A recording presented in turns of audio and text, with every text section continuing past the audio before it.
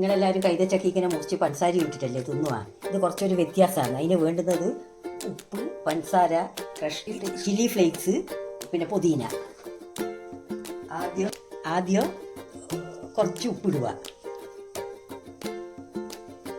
അതിന് ശേഷം കുറച്ച് പഞ്ചസാര ഇടുക.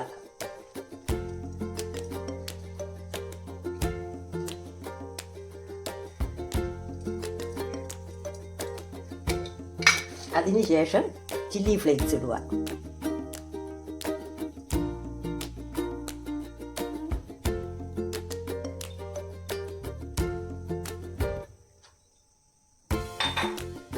എന്നിട്ട് പുതിന ഇല.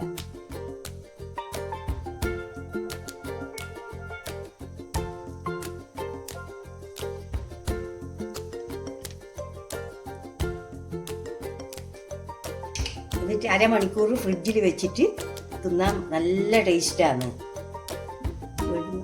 പഞ്ചസാര വേണ്ടാത്ത കൂട്ടർക്ക് പഞ്ചസാര ഇടാണ്ട് ബാക്കിയെല്ലാം ഇട്ടിട്ട് പിന്നെ തിന്നാൽ മതി. എല്ലാവരും ട്രൈ ചെയ്തിട്ട് എനിക്ക് കമൻറ്റ് ഇടണേ.